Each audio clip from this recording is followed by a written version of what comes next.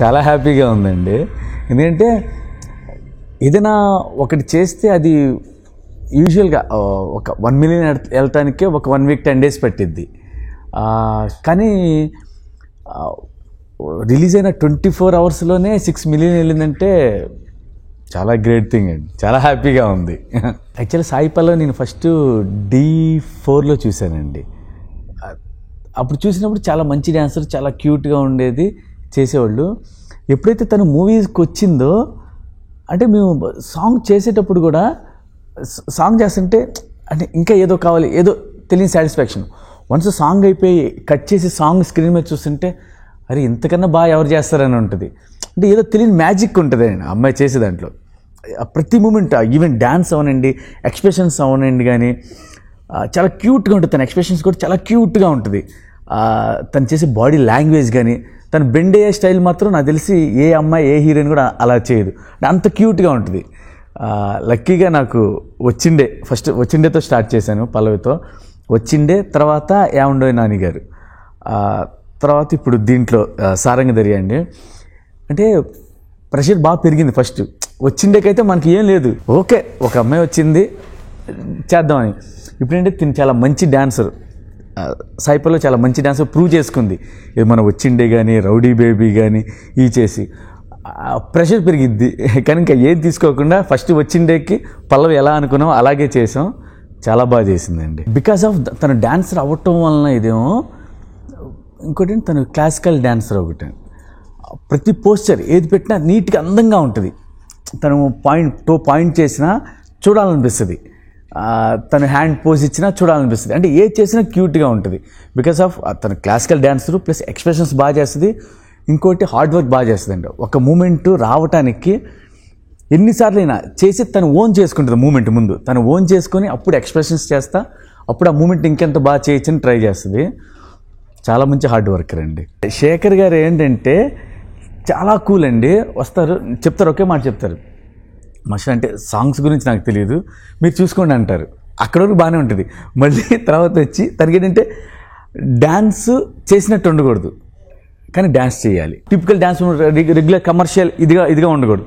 మన ఇంట్లో వాళ్ళు చేసేది చూస్తానికి అందంగా ఉండేది అలా కావాలి. మళ్ళీ అంటే అంటాడు ఆయన, అంటే నాకు డ్యాన్స్ అంత టేస్ట్ లేదని, కానీ చాలా మంచి టేస్ట్ ఉంది, చాలా మంచి టేస్ట్ ఉంది. అంటే నాకు మేము అలా కంపోజ్ చేయడానికి కూడా తను చెప్తారు, అంటే నాకు ఇంట్లో ఉన్న మన ప్రతి ఒక్క పిల్లలు చేయాలి అంటే అంత ఈజీగా ఉండాలి, కాంప్లికేటెడ్ ఉండకూడదు, అలాగని అందంగా ఉండాలి, కాంప్లికేటెడ్గా అనిపించాలి అని చెప్పే విధానం అంటే మైండ్ పోయిద్దండి. అంటే అంత చెప్పటం వల్ల మనకి ఇంకా న్యాచురల్గా చేయాలనిపిస్తుంది సాంగ్. ఇప్పుడు ఆ సాంగ్ వింటుంటే మనకి మన బాత్రూంలో కానీ మన ఇంట్లో కానీ ఎలా చేస్తాం అలా చేయాలనిపిస్తుంది. ఈ సాంగ్ ఏ సాంగ్ అయినా నేను శేఖర్ గారికి చేసింది అంత బాగా రావడానికి ఆయన ఫీడ్బ్యాక్ కూడా ఉంటుందండి. అంటే రెగ్యులర్గా చేయను నేను ఆయన అడిగితే. ఆ విలేజ్ నేటివిటీ కానీ, అమ్మాయి చేసే డ్యాన్స్ కానీ, అంటే సాంగ్ ఎలా ఉంటుందో సాంగ్కి ఎవేకి వెళ్ళి మూమెంట్స్ ఉండదు. సాంగ్కి ఎవే వెళ్ళి అంటే ఆయనకి అలా కూడా నచ్చదు. యాక్చువల్లీ నేను కూడా అలా చేయను, ఆయనకు కూడా అది నచ్చదు. అంటే లైవ్లీగా ఉండాలి, న్యాచురల్గా ఉండాలి, అలాగే కోరుకుంటారు. బాగా శేఖర్ గారు నాకు బాగా ట్యూన్ అయింది, అలా ఇదైంది. పేరు కూడా శేఖరే కదా. ఇది కూడా డెఫినెట్గా అంటే మీరు అన్నీ వచ్చిండి ఎలా ఉందో దాన్ని రీప్లేస్మెంట్ చేస్తుందండి. ఏదైనా ఫంక్షన్స్ ఉన్నా, ఏదైనా సంగీత్స్ ఉన్నా, అంటే అప్పుడు అనుకున్నాం కానీ వచ్చిండే సాంగ్ బాగుంటుంది అనుకున్నాం, అంత పెద్ద హిట్ అయ్యిద్ది అనుకోవాలా. దీని మీద కాన్ఫిడెన్స్ పెరిగింది మాకు.